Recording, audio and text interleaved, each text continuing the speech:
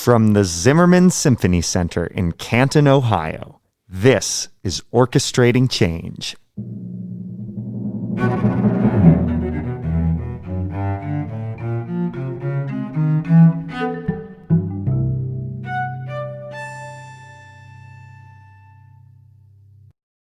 I'm Matthew Jenkins Yarashevitz, Associate Conductor of the Canton Symphony Orchestra.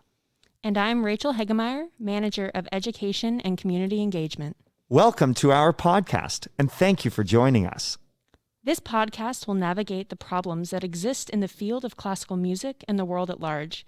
We invite you to listen with open ears as our guests share their experiences as underrepresented professionals in the music industry. Today, we will be talking with Kelly Corcoran. She was assistant conductor here at the Canton Symphony Orchestra from 2004 to 2007. She was subsequently the assistant conductor of the Nashville Symphony Orchestra, conductor of the Legend of Zelda Symphony of the Goddesses concert tour, and she is the founding artistic director and conductor of Intersection, a flexible contemporary music ensemble based in Nashville. Kelly Corcoran, welcome to Orchestrating Change. Thank you. I'm glad to be here. I'm excited. We're I miss so the good happy. old days of Canton. Yeah. We're so happy to have you here today to talk about several things. We have quite a few things that we want to get through, but I just kind of wanted to start off this whole conversation with an overall scope of the orchestral industry and kind of taking a look at it pre-pandemic a little bit, and then during, and then post-pandemic. How do you view the industry, and how did you view it, and has it changed at all, or what do you see it looking like now that we're in this whole situation? Yeah, I'm feeling excited and optimistic about the experimentation that I see happening from orchestras around the world. Certainly, of course, this is a very difficult time for orchestras. And here in Nashville, for example, the Nashville Symphony has furloughed all musicians for the entire year, and they're not doing any programs at the moment. So it is certainly a dark time, and I don't mean to kind of dismiss that with my optimism, but I'm happy to see that many orchestras are being spontaneous, doing things with smaller ensembles, being out in the street, going to people where they are, and reimagining the ways in which we as orchestral musicians can engage with our community. So if I look pre-pandemic, I think that spirit of innovation and experimentation wasn't always there in every orchestra. I think that some of these older models persisted for a very important, valuable reason, right? Like, it's great to play Mozart and Beethoven in a beautiful big concert hall in the ways that we have for, hundreds of years. And so I'm not saying we should discard those old models, but I think it's exciting to see new ideas and new stimulation coming into the field. And so I think in some ways this global pandemic has been a forced seismic shift in our industry that has required all of us to really examine all that we do.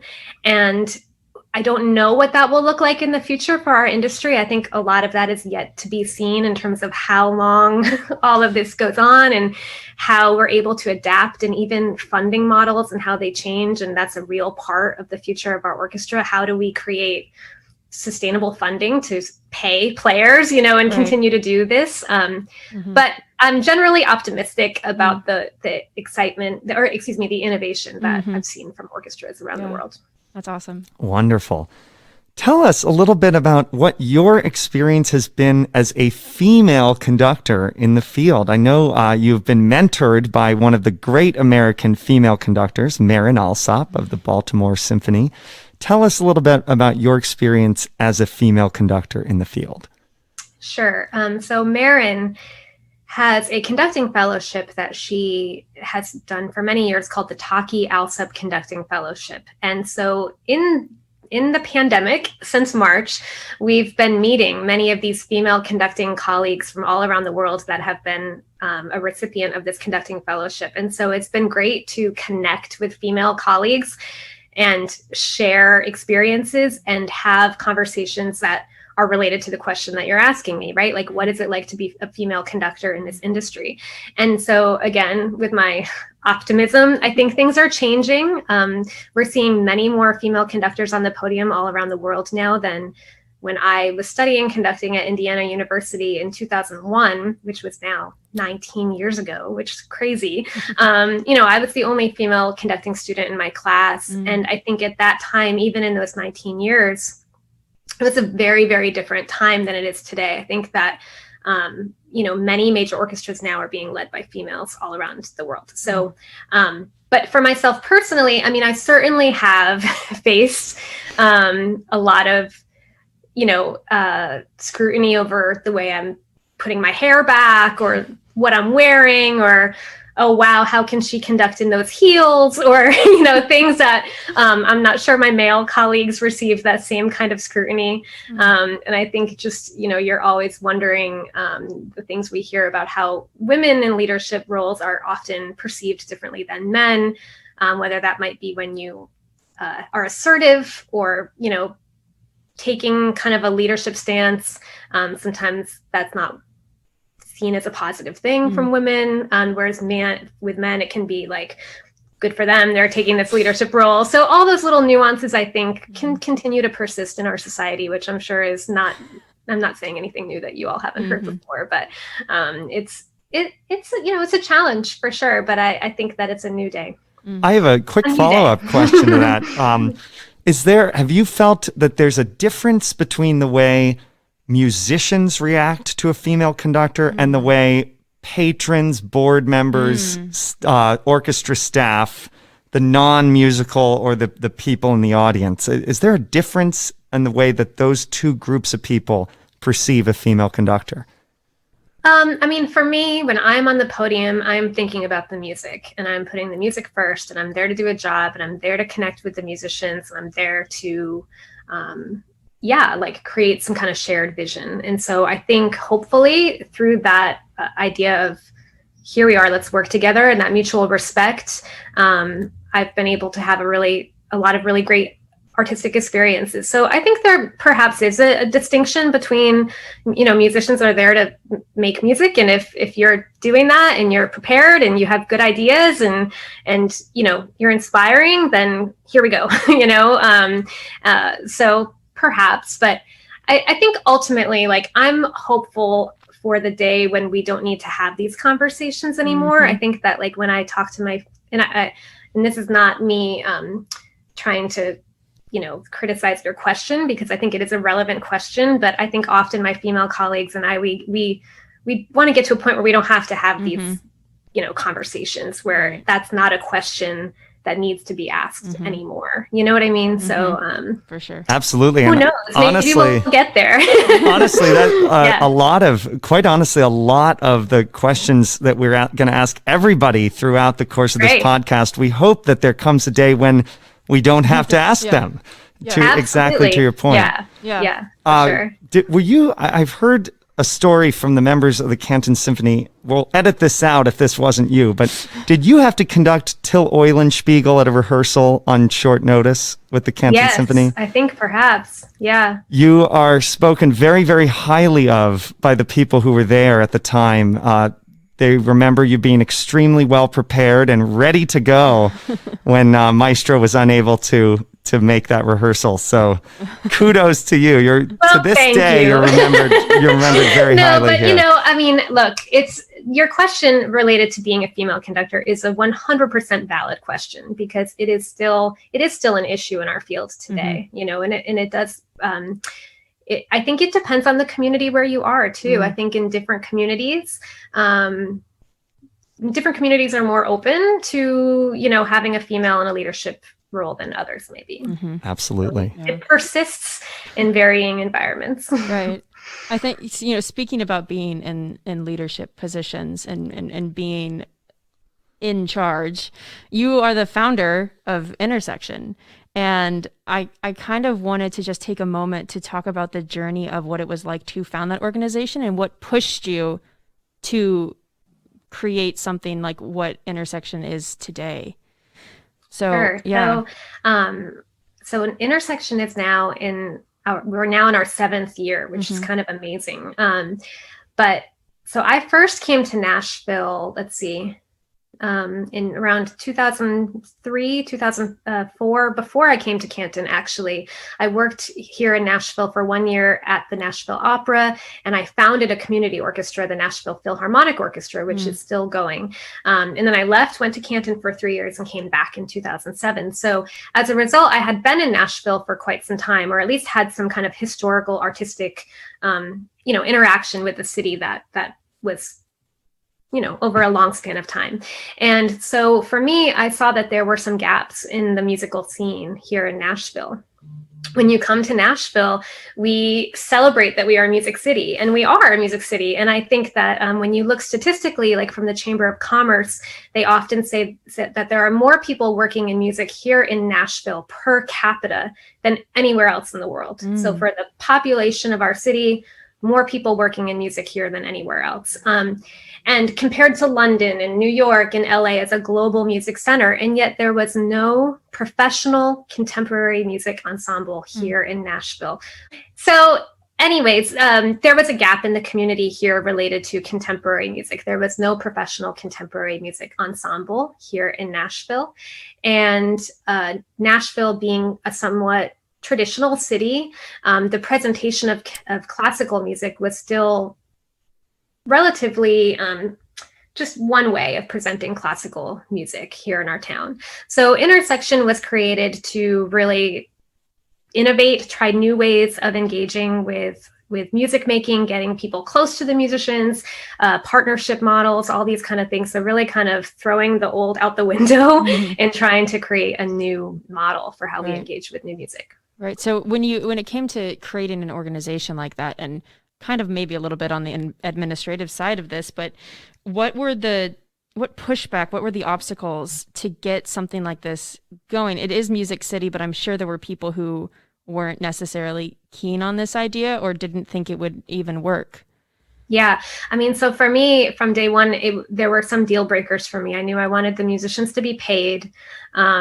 I wasn't going to compromise that, and so therefore there was a certain budget required to put on the first concert. I think we were trying to raise $20,000 for our first kind of concert. And so, yeah, I mean, in terms of obstacles, I would go to funders, and thankfully, because I had been in Nashville for a little while, had some relationships with funders. And so that kind of let the door be open, which was great. But, I'd say, hey, we've got these artists, we've got this idea, here's our business plan, we really need this. And he'd say, okay, well, you made the case that, this is high quality and no one's doing this, but what you haven't proven is, do people want it? So that was just a really tough, important lesson for me to learn. Like, you can make the best, amazing, shiny thing. But if people aren't interested, or if you haven't made the case for why this is needed, I thought that was really important, and really interesting to get that kind of feedback. Yeah. So, and I think even this concept of paying the musicians, there was even pushback on that, right? Like, well, why don't you get people to just volunteer at the beginning, get your name out there and, start small. And I was like, no, you wouldn't ask doctors and nurses to volunteer while a new health clinic is set up. You have to pay people for their work and their time. And so even just having those conversations about the value of art and compensating people appropriately for their time. And that continues to be an obstacle today, right? Like, as we talk about the value of art in our community and paying for art. So those were definitely obstacles. Yeah.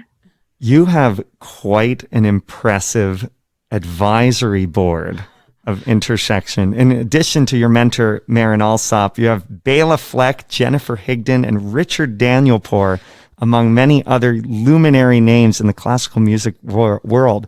How did you manage to bring all these people on board with your vision?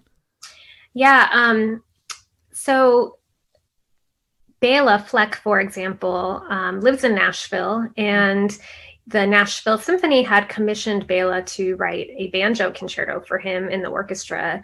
And I was the one that conducted the first reading of that banjo concerto. So, that's one example of, so then therefore Bela and I had that relationship of that musical experience. So I could then therefore approach him, with Intersection.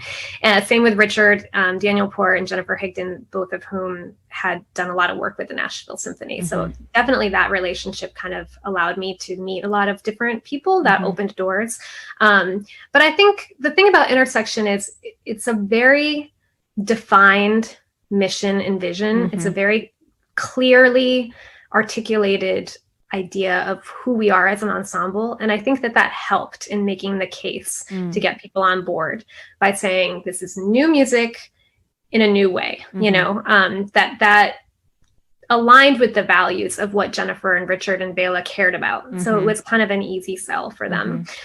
Well, you know what I mean? I think that they could get behind it. They believed in the mission of it. Tell me. Tracy Silverman is one more. I'll just say Tracy Silverman. He's an electric violinist who also lives in Nashville.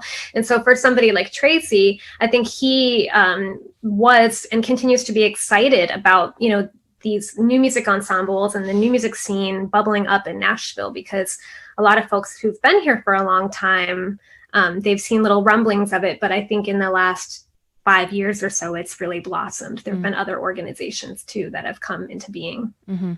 Tell me really quickly, where do you draw the musicians for Intersection? Is it any Nashville symphony players or freelance players at some of the smaller regional orchestras in the area? Where do you get your musicians? Yeah, it's a variety. For example, the pianist is a colleague of mine from when I was at IU. She's just an amazing new music player and love working with her. And so she drives up from Florida and plays with us. But many of them are perhaps faculty at Blair, the Blair School of Music at Vanderbilt University. For example, Molly Barth, a flute player who was a founding member of Eighth Blackbird, now teaches at Blair. And so, it's a variety of local players. Our cellist used to be a member of the Nashville Symphony, but now is doing social work. But, he's just so, it's just like really kind of all kinds of people playing with us. And so we try to have a mix of local players and then bring people in intentionally from other communities as well. Nashville's pre-pandemic, Nashville had a lot of performances going on all the time. And so oftentimes symphony players might not be available. And, if you're doing unusual repertoire, you got to find people wherever they are. Absolutely. Yeah. A lot of about Intersection is very intentional and is very well thought out. And I just wanted to take a second to read your either vision statement and the mission statement to expand and shift the perspectives of audiences and musicians of all ages through the creation, cultivation, and performance of contemporary music, a vital, thriving, and inspiring form of art. And I just thought that was it's a great statement. I think that's really well thought out and put together. But these projects that you do and the mission and the vision of what this organization is this what you kind of view the future of orchestral and classical music to be? And then again, like, where does this work fit into the overall longevity of the orchestral art form? Yeah. I think with Intersection, the crafting of that vision seemed natural because we're doing contemporary repertoire. So therefore, it inherently is dealing with the issues of today and the inspiration of our time, which often may have a political, aspect or a social aspect or a cultural aspect or all these things, because that is today, and so therefore that vision of expanding and shifting perspectives kind of got to what we felt was the ultimate point, which is to really change the way we see things or expand the way we see things so we can hear diverse voices and opinions and open up to receive the diversity of our world. And so connecting that with the orchestral field in general, I do think that is an important part of it, right? Like we have to find a way to connect our work to the relevance of our time and our lives. And if we can't do that, then I think we will have a difficult future, And so, I believe Mozart and Tchaikovsky and Brahms and Florence Price or whoever we're talking about, that all of these artists are absolutely relevant today. But I think it's just on us as an industry and field to kind of make those connecting points. So yeah, I do think, I think oftentimes orchestras have historically put artistic excellence at the peak of the ultimate goal of what we're striving to achieve. And even when you look at cultural language, you know, these things about the crown jewel, you know, and all these kind of this language that can potentially be not inclusive of everyone, right? And so, or even when we're talking about the crown jewels and, you know, that's talking about wealth and, you know, all these things that may not be relevant to everyone in our communities. And so I think it is worth kind of a reckoning in our industry as we think about the language we use, the way we describe the work we do, and why it matters today. Yeah. And I'm a both and person because I think you can have high artistic integrity and excellence and all of these other things that we're talking about. It's not like you have to choose. Right. It just is harder to be, you know, expanding and shifting those perspectives to include all those things. Yeah. Yeah. So you mentioned shortly ago how Nashville is a more traditional city and there wasn't something like Intersection at the time you founded the group. With that in mind, how has Intersection been received by the city of Nashville, and who's in the audience? And is it sort of a devoted niche following, or have you seen it grow over the years and expand into a broad and wide array of people from the Nashville community? Yeah, I mean, I will say Nashville is rapidly changing. And I would say even in the 7 years since we started to now, that description of Nashville as a traditional city has changed. You know, we have a lot more people moving here from all around the world, and you know, gentrification and all the things that go with that, income, you know, inequality, and, you know, anyways, that's another discussion. But that kind of reckoning and reshaping of what Nashville is has kind of redefined a little bit who we are as an organization, because now there are a lot of really experimental, innovative colleagues, you know, here in the community. And not to say they weren't here before. I mean, of course they were here before, but I think there's a groundswell that's occurred in the last 5 to 10 years that's been really exciting. So to the point of who our audience is, I think that partnerships have been a key part of the work we do. So we've worked with Nashville in Harmony, which is an LGBTQ plus chorus. We've worked with Fisk University, really important HBCU here in Nashville. So we've worked with lots of different partners. And so our community can kind of change and audience can change a little bit according to who the partner is for that particular concert. That's been a big way that we've kind of strategically worked to grow our community. We do a lot of educational programs too. And so young people, that's also a big, robust part of our audience too. Right. Wonderful, wonderful. So when you were talking previously, in your previous answer, you mentioned a composer that I discovered during the pandemic, Florence Price, a wonderful African-American composer who I had literally never heard of before the pandemic. And now I'm desperately eager to conduct her symphonies and her Mississippi River Suite and many other pieces I've discovered.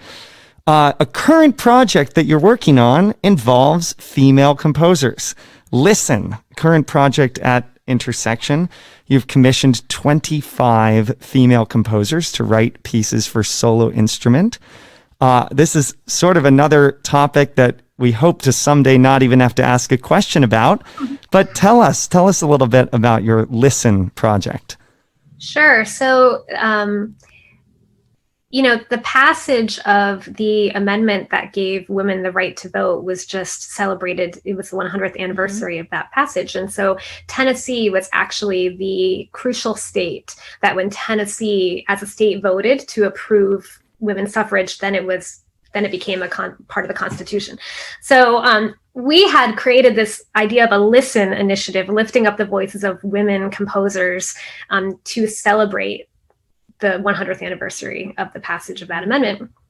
And then, of course, and that would have been in August. Right. And so then, of course, coronavirus happened. And so we had to kind of reevaluate how are we going to celebrate the voices of women in our community, in the world, and lift up the voices of female composers. And so in the midst of COVID, I thought, well, let's do solo pieces.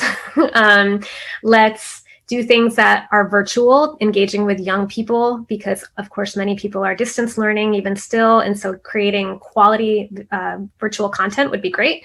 And then of course giving our players more repertoire that they can play. A lot of our work we might have a pop-up solo musician playing somewhere, a solo bassoon piece or oboe piece, and so to say, hey, here's another piece that you can play to engage with young people and different audiences.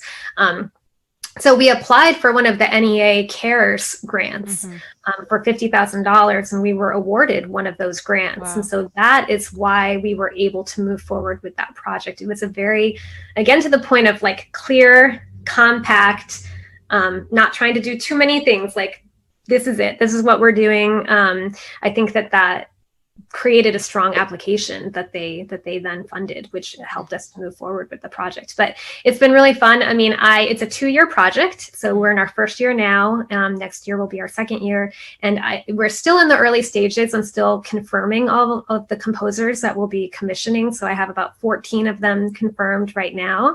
And it's really fun. I mean, we're pairing them with our, players, and and we're also going to capture the creative process a little bit and do interviews with the composer and performer and create curriculum to go along with them. And so it'll all live on our website, but it's just really fun to interact with 25 composers. Absolutely. And are most of these composers younger, more emerging composers, or do you also have a few more established composers as well?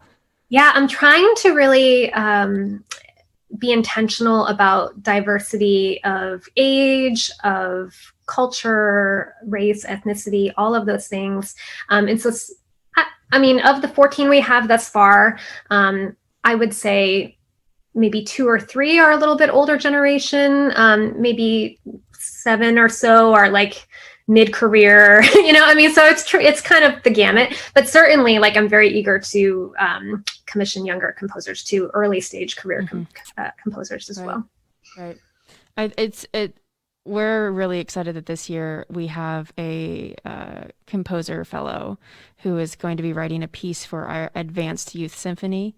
Her name is Molly, and Molly Leach, and she has been wonderful to work with, and she's taken this whole year to write a piece. So that's kind of been our own fun little composer project. It's really fun to watch young composers blossom and figure out their voice and their ideas. That's been, I think, really enjoyable for the two of us. But, this idea of education and giving people a place to learn and to grow, education is such a big part of what you do at Intersection. And I'm the education director at Canton, so it has a special place in my heart. But how do you think that orchestras could do a better job of educating young people and our community about orchestral music? I think that sounds like a very broad question, but what do you think that orchestras could be doing better to make our education more effective and more relevant to what our community actually is today? Right. Well, if I look at some models that I think have been really great, for example, the Detroit Symphony, and I've conducted there a few times on their educational programs, but they want to be, the most inclusive orchestra in the world. And so this idea that all of their, I don't know about all, but, I think all of their young person's concerts are, on a web broadcast. So people anywhere in the world can tune in and watch their young person's concerts. And they were doing this well before coronavirus. Of course, they already had a whole kind of infrastructure set up to broadcast their programming. And so I think that is one answer in this idea that if we're going to keep doing the traditional young person's concert, which I think is an important part of the formula of orchestras. I mean, you've got a whole big orchestra, and I think kids getting to hear that and experience that is really important. But finding a way to reach the kids who may not be able to be there in the concert hall, I think is an important part of that answer. Then I think from the programming side, certainly, again, talking about the Detroit Symphony, I mean, they bring in local personalities, local community members. They talk about equity and lifting up composers of color in their programming. I mean, doing things that are absolutely relevant to their community in their programming is, I think, really important too. But when I was reflecting on the answer to this question, because I had the chance to look at some of these questions beforehand, I was thinking about this idea that I think a lot of it is based on relationships with educators in the community and principals in the community, and answering the question of how can we celebrate orchestral music but reach kids. I think it has to start from talking to teachers and figuring out where are their needs and how can we help support their needs in the classroom. Because I think one overarching goal that I've learned through my life is like, if we sit in our little box and make a beautiful little program and go, woo, here you go, like we can't create stuff in a vacuum. We have to have that community-based participation in the making of everything. And so I think getting them, teachers and community members and principals involved in answering those questions is really important for all orchestras to do. Right. Yeah. Wonderful. What do you think mainstream and more traditional orchestras, the standard large orchestra with a subscription series, could learn from an organization like Intersection? I think that partnership piece has been really a core identity piece for us. We have worked with over 40 partners in 7 years. Every program we do has several partners related to it. So for example, when we hosted Hannibal Lukumbe, who's a great composer, he was in Nashville for 10 days. And he came to Nashville and we did a program at Fisk University. We worked with Metro Arts and the Curb Center for Arts, Enterprise and Policy at Vanderbilt to do a talk about social justice in the arts. We performed at the Juvenile Detention Center. We performed at the Davidson County Jail. We performed at the library, at the Civil Rights Room at the library. So, I mean, right there, I've put 5 partners, and I could keep going because there were more partners in that program. He talked to the students at Fisk, so he had this whole residency where he was engaging with the community and all these different layers beyond just the performance. And so I think that oftentimes orchestras, when, especially a full-time orchestra that has programs every week, it's impossible to think that you could really build that kind of partnership around every program, right? Just because managing all that, I think the logistics of it can be really challenging. It's certainly much more time invasive, to try to manage all of these partnerships. But I can say that the end product and how it really connects with the community is so worth the time and effort. So even with Intersection, we've done partnerships, I mentioned earlier, with Nashville and Harmony. That particular thing, we commissioned a work by T.J. Cole, a wonderful composer, and she wrote a piece for chorus and ensemble about thinking about gender in a non-binary way. And she took the words from Nashville and Harmony from the chorus members and wove them into the work. And, administratively, it was a 50-50 split. We split the cost of everything, split the cost of the venue, the musicians, the commission. And so therefore, every decision, we were both equal partners in every decision, from the poster design, to program order, to everything. And so, I just think that it has strengthened our artistic programs. I think it has strengthened our impact in the community and made for more meaningful stuff. So I think in terms of what orchestras, more traditional orchestras, could learn from Intersection is to find ways to integrate partnerships into the work of orchestras, into their performances, whether that be something on display in the lobby that connects to the program, or, you know what I mean? Just, I think that can really be an important lesson to think about. Yeah, we've hit the 30-minute mark, but we just have a few more questions, and we're of course going to edit all of our bumblings out of this, I'm sure. Nathan's looking at me. Yeah. Well, and I maybe have been long-winded, so I'm sorry. No, we love it. We absolutely love it. This is great. Yeah, I mean, I'm learning so much from you right now. I think this is wonderful. I'm mentally and actually taking notes, so it's helping me. You mentioned that you are getting your master's in public health, which might seem completely unrelated to what you do as a career. So I just wanted to ask you, why are you getting, what led to this decision to go back and get your master's in public health? Sure. So I decided to get a master's in public health before coronavirus started. So that was kind of interesting. I started in January and of course had no idea that it would be such a field that is now at the center of our global discourse. Yeah. But, there were a lot of things from a personal standpoint. I just love to learn. And my mom is actually in her 60s and getting a law degree. And so I thought, hey, it's always good to learn. And I just was interested in public health as a field. But so how does that connect to my work as an artist and why was I interested in doing it?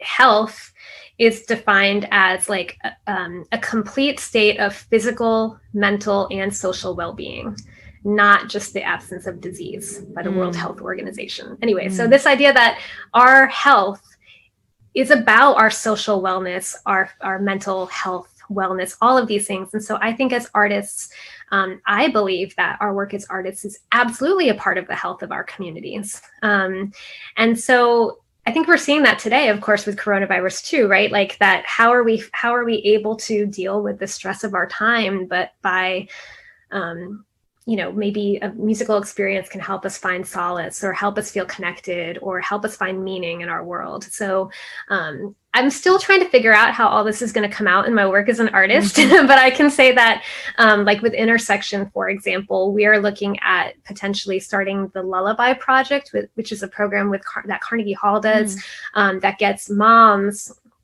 writing a lullaby for their newborn baby. And so it has all these beautiful outcomes of maternal health and, attachment between the mother and the child. And so there are tangible health outcomes to artistic programs. And so I think as we look to the future and as we try to find solutions for a lot of the things we talked about today, I think the more we can make the case for why the arts are an essential part of the health of our communities, I think it's only going to strengthen all of our work and our impact. Yeah. You'll sneeze coming on. But yeah.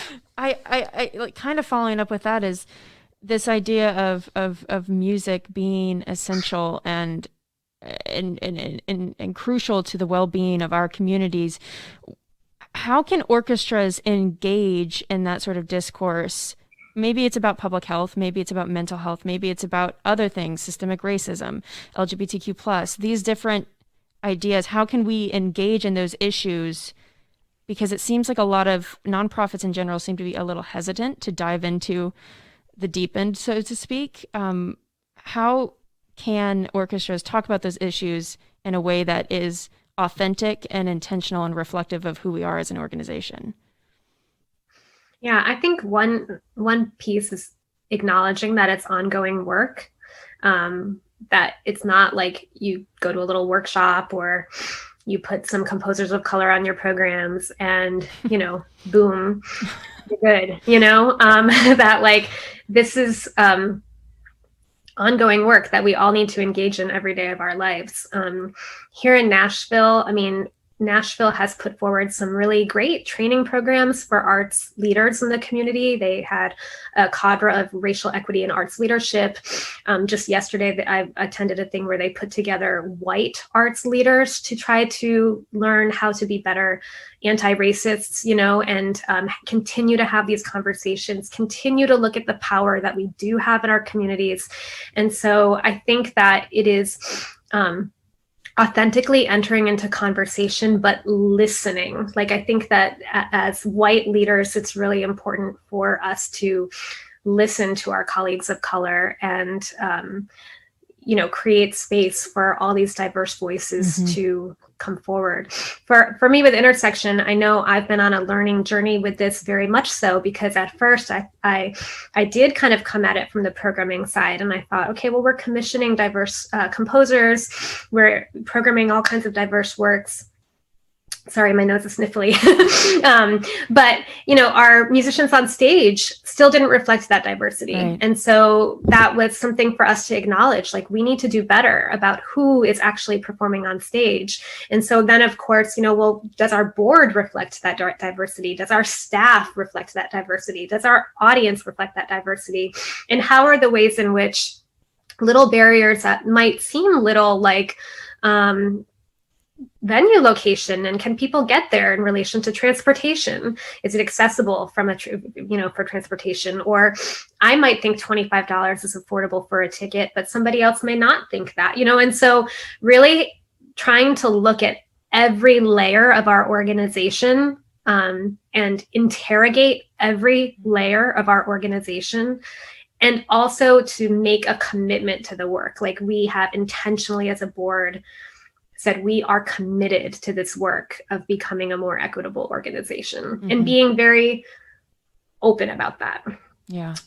One final thing I'll just say is that we've been intentional too about trying to create lasting partnerships with colleagues that share those values. For example, I mentioned earlier Fisk University, but Choral Arts Link is a youth chorus we work with, and we do a program every year called Upon These Shoulders, which is really looking at social justice issues and putting that forward in our programming.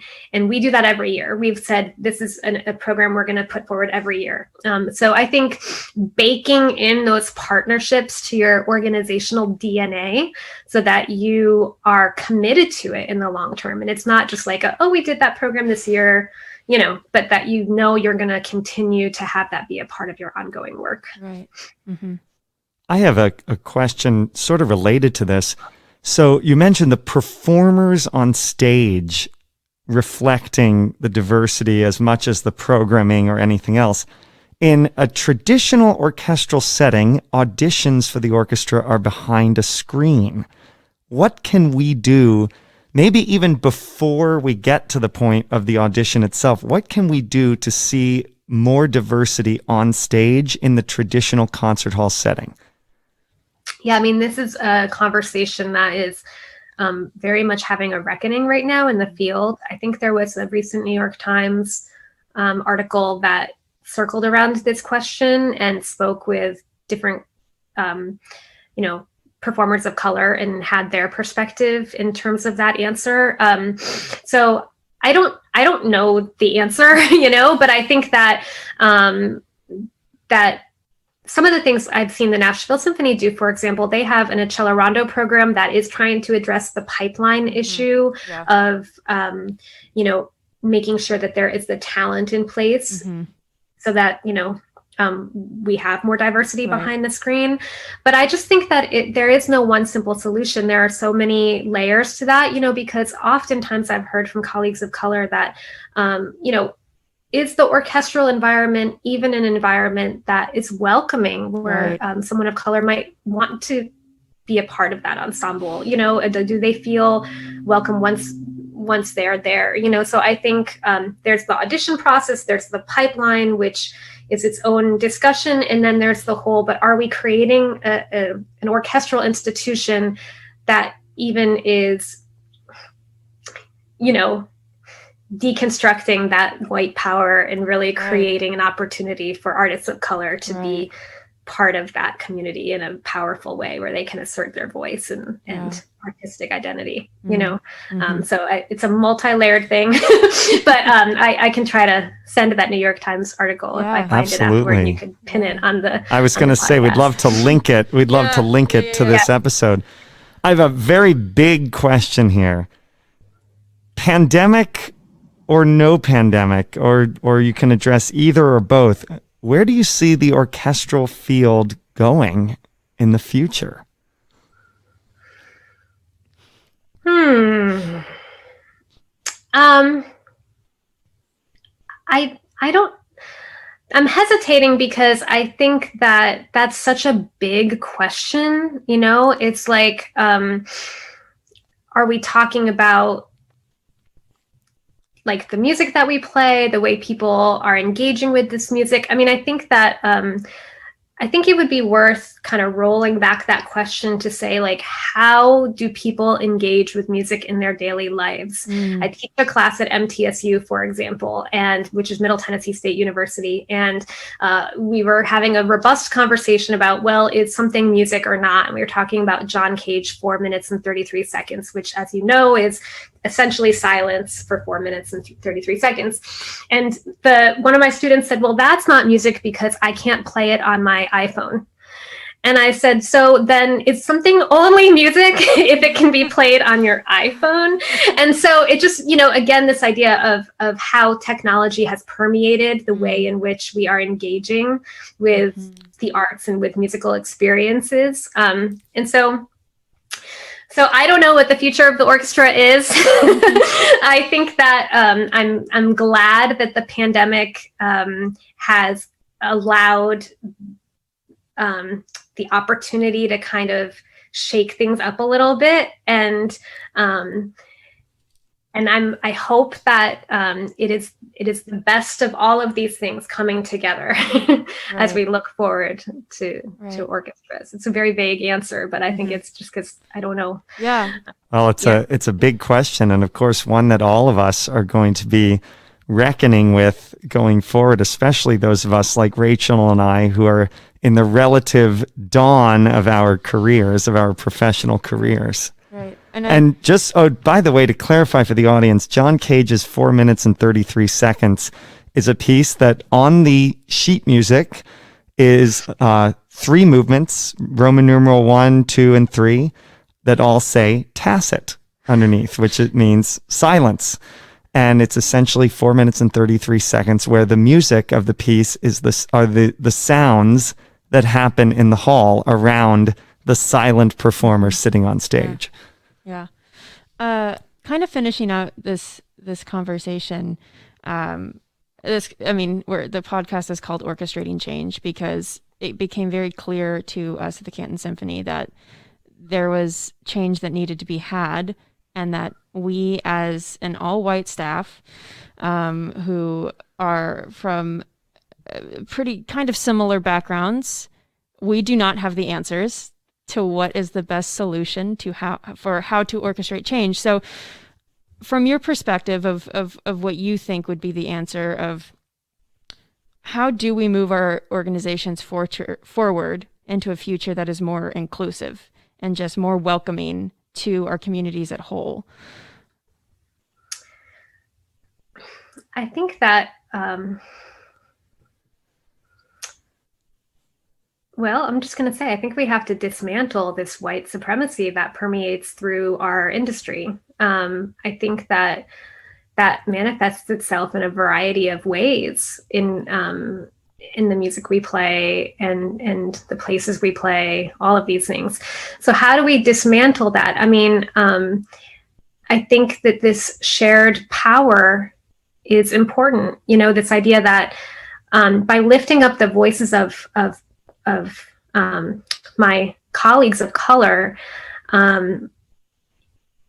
that's beautiful and amazing. And I have the opportunity to learn and grow and hear these diverse voices. And it's not about, it's not something to fear, I think sometimes we can, as a white leader, in the conversation I was having later, one of the questions, yesterday, the conversation I was having, one of the questions was, what do we fear about, this potential change that we're discussing, right? And so people said, oh, well, the potential fears could be maybe we're alienating donors, maybe we're giving up some power, maybe these things, right? And a lot of those potential things we fear are kind of individual experiences as opposed to the benefits to our community that are gained through the diversity that we can have in our future. And I think the other thing too is look, let's be real. I mean, today composers are diverse. There are voices from all over. This is not just whoa, let's, because I think the narrative of oh, there haven't been artists of color in classical music. It's no, they've been there. They just haven't been part of what the center lifts up, you know? And so I think that that is important to say too. There are so many, I mean, the Sphinx organization, it's an amazing organization and entity. And so this is now, this is today. This is not like 10 years from now. Right now, it's just about kind of, I don't know, I just embracing that, you know? So yeah, I don't know. That's, this is tricky stuff to reckon with too. I mean, I think, which is why, you know, these conversations are difficult, and I'm thankful for you guys for having them and asking these questions. And so it's not about having one answer. It's about being willing to engage in the conversation. Well, Kelly, we so appreciate you being the first to have this conversation with us, and for giving us your time and insights into all of these difficult topics today. So appreciate you being here. Yeah, it's been an absolute joy, and I really hope that our listeners really take a lot away from this conversation and really ingrain it in themselves and take it into their own listening practices and their own musical practices wherever they're at. So. Thank you for letting me be here. I've had a great time. And, you know, just in one closing thought, I'll say, I mean, with Intersection, since the pandemic began, we've been sending out composer peaks. Every week, we've been introducing our audiences to new composers. And so I think what I would invite everyone to do is to just open yourself up to new music, new experiences, new perspectives, because I think as you discover these new composers and these new artists, whoever they are and wherever they may come from, it's just, there's such amazing music out there, you know, and I think it just enriches us as human beings and as artists. And I think that music discovery piece is such a core central part of what we all do as humans. Awesome. Thank you so much. And this has been wonderful. This has been an absolute joy. Thanks. Kelly Corcoran, the founding artistic director and conductor of Intersection, flexible contemporary music ensemble based in Nashville, Tennessee, formerly assistant conductor here at the Canton Symphony Orchestra from 2004 to 2007. Kelly, thank you again for being with us today. Orchestrating Change is a production of the Canton Symphony Orchestra. Our theme music was composed by Eric Gould and performed by Derek Snyder and Tim Adams. Our audio engineer is Nathan Maslick. Thanks for listening, and we'll see you next time.